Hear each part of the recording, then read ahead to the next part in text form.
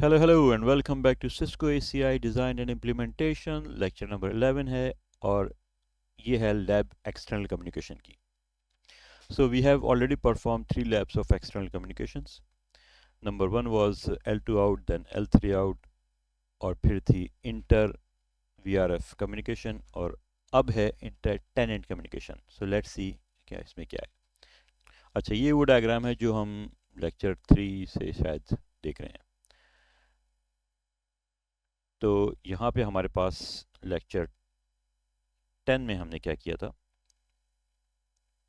हमारे पास था tenant UITA, उसके अंदर VRF था SH।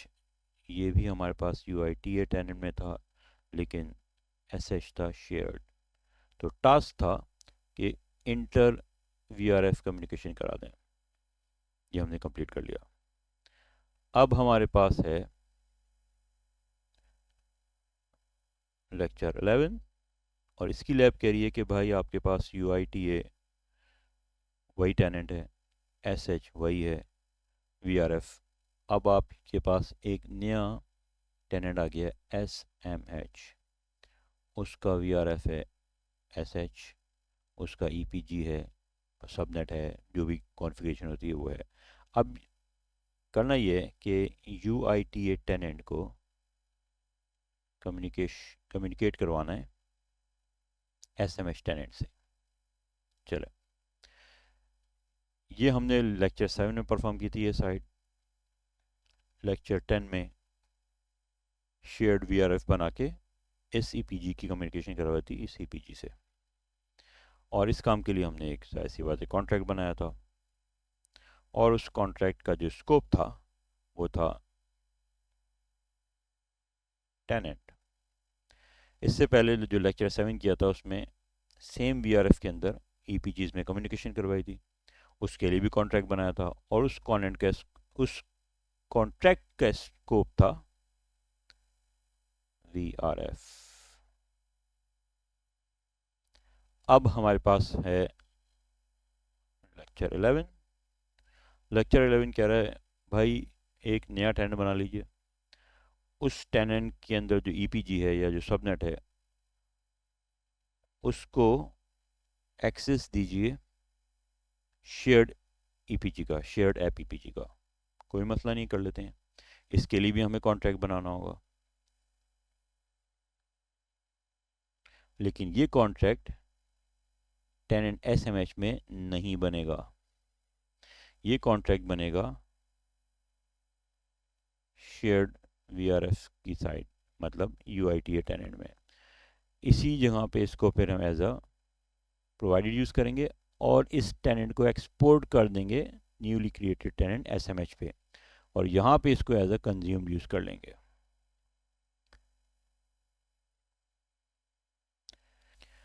और इस कॉन्ट्रैक्ट का जो स्कोप होगा वो होगा ग्लोबल। इस कॉन्ट्रैक्ट का स्कोप ग्लोबल होगा।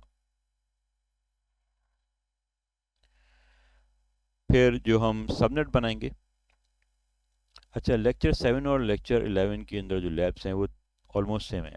डिफरेंस एक तो ये है कॉन्ट्रैक्ट का जो मैंने बताया, और सेकंड डिफरेंस है कि जो सबनेट का स्कोप होगा वो एडवर्टाइज एक्सटर्नली और शेयर्ड बिटवीन VRF सेलेक्ट करेंगे। ये सेल्फ एक्सप्लेनेटरी है। शेयर्ड बिटवीन VRF मतलब कि हमारे पास 2 VRF हैं, उनके बिटवीन शेयरिंग हो रही है, और एडवर्टाइज एक्सटर्नली मतलब कि हमारे पास जो टेनेंट है कम्युनिकेशन उसके बाहर दूसरे टेनेंट से हो रही है। ठीक है, तो उसके बाद ये चीज़ मैं ऑलरेडी एक्सप्लेन कर चुका हूँ। Provider side will use the contract as provided, मैंने बताया था यहाँ पे अभी। फिर provided side tenant UITA will export contract to consumer side SMH, ये भी मैंने बताया था यहाँ पे।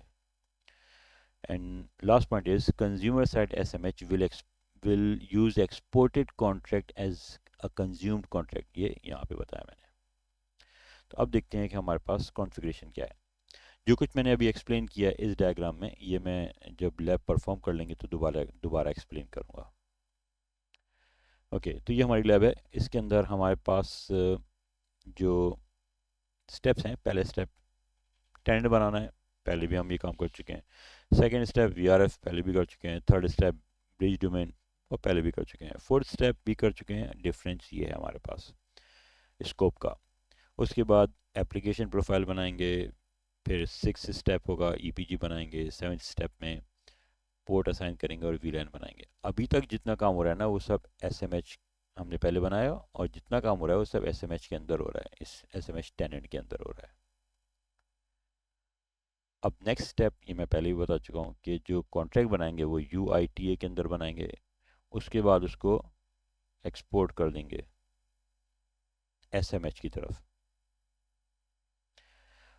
और उसी कॉन्ट्रैक्ट को UITA के अंदर एज अ प्रोवाइडेड यूज़ करेंगे। और जब वो एक्सपोर्ट हो जाएगा SMH टेनेंट में तो उसको वहाँ पे एज अ कंज्यूम्ड यूज़ कर लेंगे। ओके, तो अब मैं टी क्लाउड को लॉगिन करता हूँ और लैब स्टार्ट करते हैं। सबसे पहले हमने बनाया था टेनेंट UITA लेक्चर नंबर 7 में। उसके बाद नेटवर्किंग में हमने VRF बनाए, ये लेक्चर 7 में बनाया था, और शेयर्ड वाला लेक्चर 10 में बनाया था। उससे पहले L2 L3 की भी कॉन्फ़िगरेशन की थी जो कि इस वक्त इररेलेवेंट है, तो मैं उसमें नहीं जा रहा हूँ। फिर ब्रिज डोमेन बनाए थे दो, bridge domain 1 BD1 BD2, BD1 lab number lecture number 7, BD2 lecture number 10। उसके बाद बेसिकली BD2 जो है वो हमने शेयर्ड VRF जो बनाया था उसके लिए बनाया था। फिर हम गए थे एप्लीकेशन प्रोफाइल में, वहाँ पे हमारे पास सेल्स ऐप प्रोफाइल था और फिर शेयर्ड सेल्स ऐप प्रोफाइल था। इसमें क्या हो रहा था कि बेसिकली सेल्स ऐप प्रोफाइल का यूज़र जा रहा था शेयर्ड ऐप प्रोफाइल के अंदर। ठीक है, मतलब कि शेयर्ड ऐप प्रोफाइल का यूज़र एक्सेस कर रहा था resources of shared app profile को। ओके, सेल्स ऐप प्रोफाइल का यूज़र एक्सेस कर रहा था resources of shared app profile को, और इसके लिए हमने बहुत सारे कॉन्ट्रैक्ट बनाए थे, 3 कॉन्ट्रैक्ट बनाए थे। शेयर्ड ऐप एक्सेस जो है वो कॉन्ट्रैक्ट है शेयर्ड ऐप प्रोफाइल के लिए। उसके बाद और क्या किया था, फिर जाके हमने कॉन्ट्रैक्ट को अप्लाई किया था, कॉल किया था EPGs के अंदर। तो ये ब्रीफली मैंने बताया कि हम अभी तक क्या कर चुके हैं 2 लैब्स में, क्योंकि वो दोनों लैब्स यहाँ पे रेलिवेंट हैं, एक ये रही और एक ये रही। अब स्टार्ट करते हैं लैब को। ओके, तो लैब स्टार्ट करते हैं। लैब स्टार्ट करने से पहले मैंने इस पेज का प्रिंट आउट, इसका प्रिंट आउट और फिजिकल टोपोलॉजी का प्रिंट आउट निकाल के रखा हुआ है। तो इससे फ़ायदा ये होता है कि लैब स्मूथली परफॉर्म हो जाती है। तो स्टार्ट करते हैं। पहला स्टेप है टेनेंट क्रिएट करना है, and the name of the tenant is SMH। Submit. Now second step is to create VRF SH। VRF का नाम है, मैं ब्रिज डोमेन यहाँ से नहीं बना रहा, और ब्रिज डोमेन में बनाऊंगा यहाँ से right click, create bridge domain, and bridge domain is BD-3. Now I will link this BD3 to VRF. अच्छा, यहाँ पे मेरे पास SH VRF दिख रहा है, शेयर्ड VRF, और जो मैंने पहले SH बनाया था वो नज़र नहीं आ रहा। क्यों नहीं नज़र आ रहा? इसलिए नहीं आ रहा क्योंकि वो मैंने डिफरेंट टेनेंट में बनाया था। इस टेनेंट में मुझे इस टेनेंट का ही ब्रिज डोमेन नज़र आएगा। Right, next. अब मैं यहाँ से भी सबनेट बना सकता हूँ, लेकिन मैं यहाँ से नहीं बनाऊँगा। मैं बनाऊँगा सबनेट ब्रिज डोमेन BD3 में जाके राइट क्लिक किया सबनेट पे यहाँ से, and this is our step number 4। Step number 1 था टेनेंट बनाना, सेकंड था VRF, थर्ड था bridge domain, and the fourth one is to create a subnet. Subnet बनाने के लिए मैं गेटवे IP दूंगा, सबनेट नहीं दूंगा। जब मैं गेटवे IP दूंगा तो ये खुद ही सबनेट उठा लेगा इसमें से। राइट, ओके, यहाँ पे जो इम्पोर्टेंट बिट है वो मैं पहले भी बता चुका हूँ कि scope of subnet advertised externally और शेयर्ड बिटवीन वीआरएफ सेलेक्ट करेंगे। क्यों करेंगे? इसलिए क्योंकि जब भी इंटर टेनेंट कम्युनिकेशन होती है तो एडवर्टाइज्ड एक्सटर्नली सेलेक्ट करना होता है, और जब भी कम्युनिकेशन हो रही है बिटवीन टू वीआरएफ्स, भले वो एक ही वीआरएफ में हो, एक ही टेनेंट में हो या डिफरेंट टेनेंट में हो, हम शेयर्ड बिटवीन वीआरएफ सेलेक्ट करेंगे।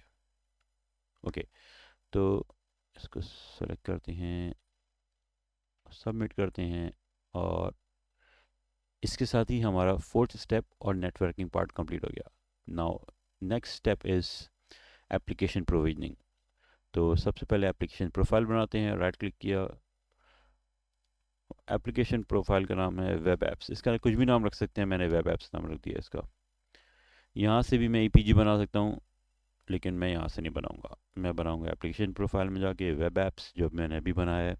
उसके बाद फिर एप्लीकेशन ईपीजीज में जाके राइट क्लिक किया, और और ईपीजी बनेगा। ईपीजी का नाम है वेब सर्वर्स। ये भी कुछ भी नाम रख सकते हैं, डेटाबेस सर्वर नाम रख दें, वेब सर्वर नाम रख दें। उसके बाद now I have to link this EPG to bridge domain. Again यहाँ पे ब्रिज डोमेन 3 दिख रहा है, 2 और 1 नहीं दिख रहा, क्योंकि 2 और 1 दूसरे टेनेंट में है। Okay, finish. Now I have completed 6 steps. Now on the next step is step number 7. Step number 7 में हमें ports and VLANs असाइन करनी है। Okay, step number 7 क्या है? EPG में जाएं और static ports के ऊपर राइट क्लिक करें, deploy static EPGs। अच्छा, यहाँ पे हमारे पास ऑप्शन है पोर्ट का, path type port. Path type port क्यों ले रहे हैं हम? इसलिए ले रहे हैं क्योंकि सिंगल फिजिकल कनेक्शन है हमारे पास यहाँ पे। अगर ये ईथर चैनल होता तो हम डायरेक्ट पोर्ट चैनल लेते। यहाँ पे हमारे पास सिंगल फिजिकल कनेक्शन है तो पोर्ट सेलेक्ट करेंगे। कौन से नोड में? नोड नंबर 2 में। कौन सी पोर्ट है? पोर्ट नंबर 43 से कनेक्ट है। 43, 44, 44 से कनेक्ट है। और वीलैन कौन सा है हमारे पास? वीलैन है 80। और डिप्लॉयमेंट मुझे इमीडिएट चाहिए। ट्रंक ऑलरेडी सेलेक्ट हुआ है, वीलैन में यूज़ कर रहा हूँ तो ये ट्रंक आएगा। और नेक्स्ट किया, फिनिश, और पोर्ट्स भी असाइन हो गई। ना स्टेप नंबर 8। अब ये चीज़ थोड़ी सी देखने की है। यहाँ पे मैंने ये टेनेंट बनाया, जितना काम हो रहा है इसी टेनेंट में हो रहा है, न्यू टेनेंट में, एसएमएच में। अब मैं जो पहले का टेनेंट था यूआईटी, उसमें जाऊंगा और कॉन्ट्रैक्ट बनाऊंगा एसएमएच टू यूआईटी के नाम का, और इसको एक्सपोर्ट कर दूंगा एसएमएच कॉन्ट्रैक्ट टेनेंट में।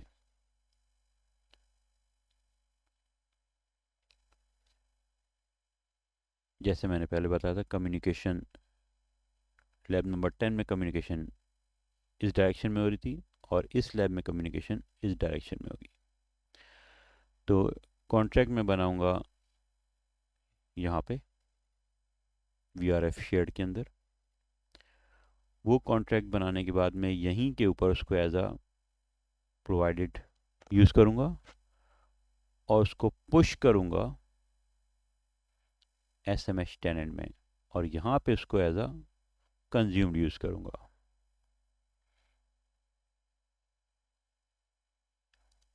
Okay, now let's create a contract in UITA tenant। यहाँ मैं गया UITA tenant में जाऊँगा, फिर कॉन्ट्रैक्ट में गया, यहाँ पे स्टैंडर्ड टू कॉन्ट्रैक्ट बनाएंगे। अच्छा, यहाँ पे मैं पहले भी फ़िल्टर बना सकता हूँ, लेकिन मैं नहीं बना रहा फ़िल्टर, जो मेरे पास ऑलरेडी बने हुए वही यूज़ कर लूँगा। स्टैंडर्ड पे गया, क्रिएट टेनेंट।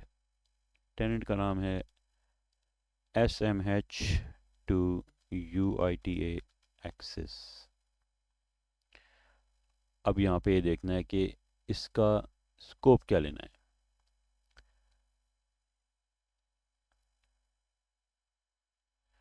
तो कॉन्ट्रैक्ट का स्कोप जब इंटर टेनेंट कम्युनिकेशन होती है तो ग्लोबल लेते हैं,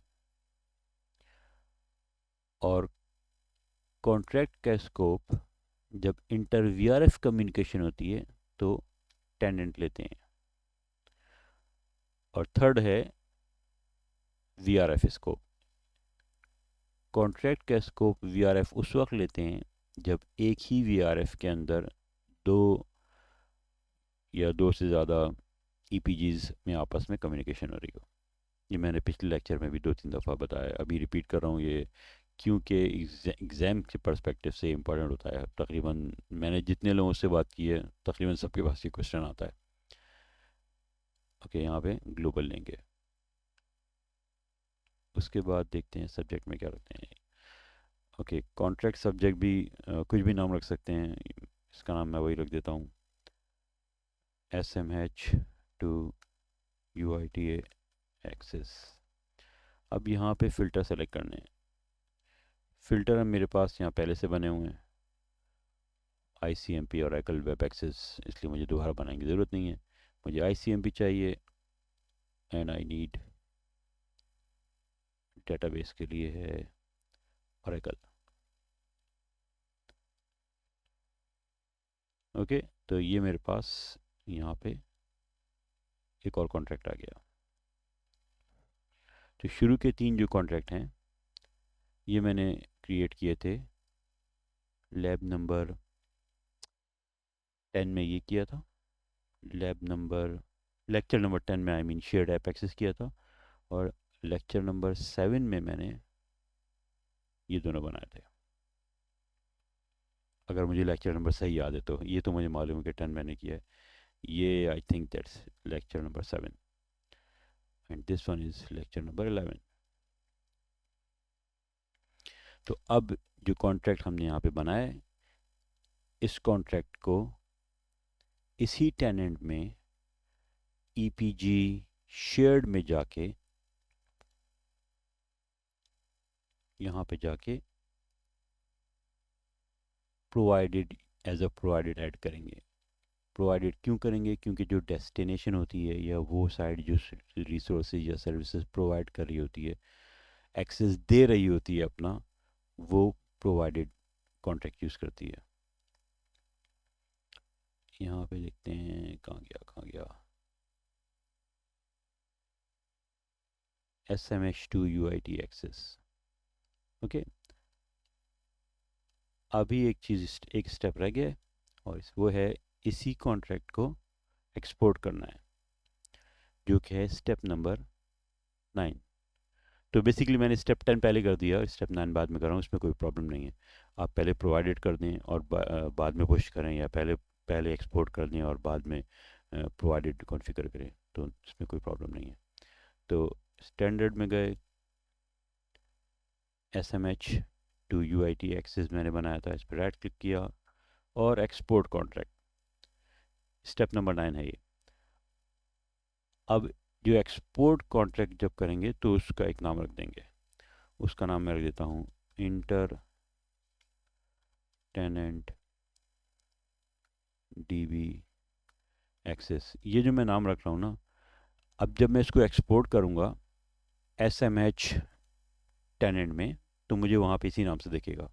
अब ये कह रहा है भाई कौन सी टेनेंट में एक्सपोर्ट करना है, इतने सारे टेनेंट बने हुए हैं। मैंने कहा भाई मुझे SMH में करना है, जो मैंने अभी क्रिएट किया है। ओके, तो अब जाते हैं SMH टेनेंट में,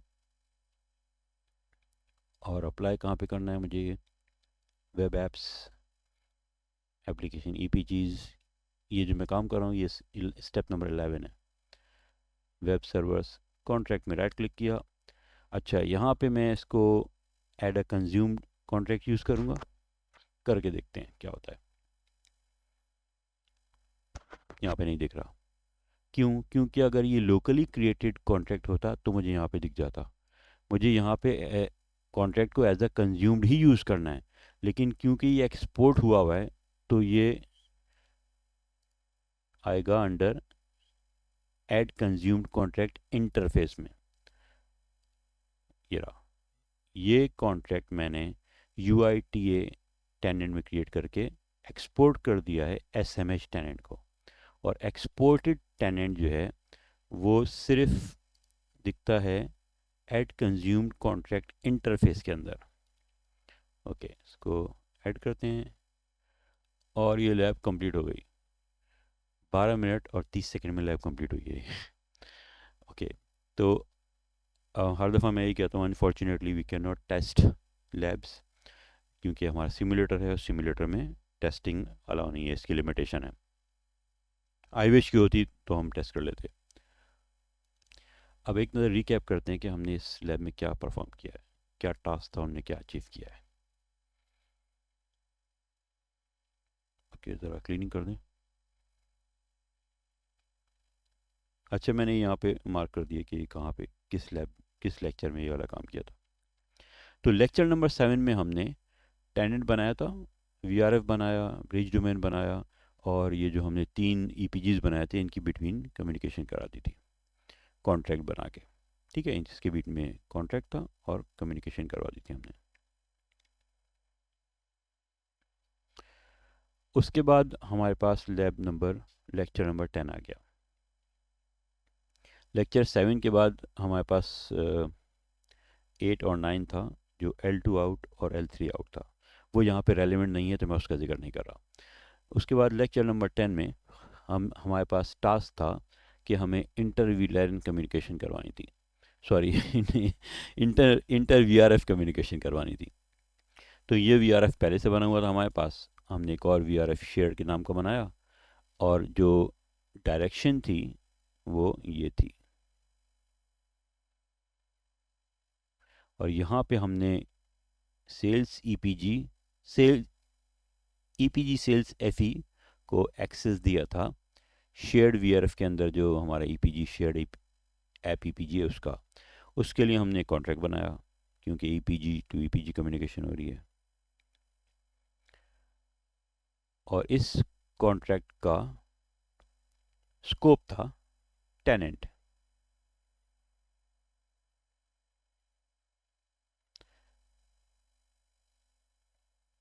राइट, यहाँ पे हमारी लैब 10 कंप्लीट हुई थी। उसके बाद हमारे पास जो नई लैब आई है, लैब नंबर 11, वो कह रही है कि भाई इंटर VRF कम्युनिकेशन तो कर लिया आपने, अब आप एक और टेनेंट बनाइए और फिर इंटर टेनेंट कम्युनिकेशन करके दिखाइए। Okay, no problem. पहले ये डायरेक्शन थी कम्युनिकेशन की, अब ये डायरेक्शन है कम्युनिकेशन की। इसका मतलब है कि हमारा जो शेयर्ड VRF है, इसके अंदर जो EPG है वो अपनी सर्विसेज प्रोवाइड कर रहा है, और जब भी कोई EPG सर्विसेज प्रोवाइड करता है या शेयर करता है सबनेट को, जब भी कोई EPG सबनेट को शेयर करता है तो सबनेट EPG के अंडर आता है। कोई भी external user, for example L3 out या हमारा डिफरेंट VRF या डिफरेंट टेनेंट जब एक्सेस करेगा सबनेट को, तो वो सबनेट EPG के अंडर होना चाहिए। ये मैं 4-6 दफ़ा बता चुका हूँ, क्योंकि इसका भी एक, मुझे एग्जैक्टली सवाल नहीं याद एग्जाम में क्या आता है, लेकिन इससे रेलेवेंट एक सवाल आता है, इससे रिलेटेड एक सवाल आता है, मुझे याद नहीं है उसकी वर्डिंग्स क्या थी। तो यहाँ पे हमने नया टेनेंट बनाया, VRF बनाया, ब्रिज डोमेन नया बनाया, EPG बनाया, सबनेट बनाया। ये सारे काम हमने लेक्चर 7 में किए थे। एक काम डिफरेंट है यहाँ पे, जब हम कॉन्ट्रैक्ट बना रहे थे तो हमने कॉन्ट्रैक्ट बनाया था VRF शेयर्ड के अंदर, जो UITA टेनेंट के अंदर बनाया था कॉन्ट्रैक्ट, और उसको यहाँ पे कॉन्ट्रैक्ट बनाया था। उस कॉन्ट्रैक्ट को यहीं पे VRF शेयर्ड के अंदर जो EPG है उस पे एज अ प्रोवाइडेड यूज़ किया। उसके बाद उस कॉन्ट्रैक्ट को एक्सपोर्ट कर दिया SMH टेनेंट पे। राइट, अच्छा ये थोड़ा सा मिसअंडरस्टैंडिंग हो जाएगी। इसको एक्सपोर्ट कर दिया SMH टेनेंट पे, और यहाँ पे इसको एज अ कंज्यूम्ड यूज़ कर दिया। और कंज्यूम्ड भी कौन सा वाला, right click, add consumed contract interface select किया था हमने। ओके ओके, इसकी क्लीन कर देते हैं। ओके तो यहाँ पे हमारी लैब नंबर 11 कंप्लीट हो गई। आई होप कि लैब समझ में आई होगी, और अगर समझ में नहीं आई तो फिर आपको पता है कि क्या करना है, दोबारा देखना है, और फिर भी समझ में नहीं आया तो नीचे कमेंट में लिखना है, सवाल करें, वहीं पे मैं आंसर कर दूंगा। और अगर कोई फीडबैक है तो वो भी मोस्ट वेलकम है, कोई चीज़ अगर लगती है कि इम्प्रूव की जा सकती है वो भी बता दीजिए। ओके तो अब इसके बाद नेक्स्ट लेक्चर होगा, एंड नेक्स्ट टॉपिक है हमारा डेटा सेंटर इंटरकनेक्शन, जो कि बहुत ही इंपॉर्टेंट है इंटरव्यू के पर्सपेक्टिव से। इंटरव्यू में बैठ के आपसे कोई भी ये नहीं कहेगा कि बताओ ईपीजी कैसे कॉन्फ़िगर करते हैं, ये पूछ लेगा ईपीजी क्या होता है, लेकिन ये नहीं पूछता कोई कि ईपीजी कॉन्फ़िगर करते हैं। वो फाइनल स्टेजेस में जाके अगर कोई प्रैक्टिकल करवाता है तो करवाते हैं, अदरवाइज फर्स्ट इंटरव्यू में कोई नहीं पूछता।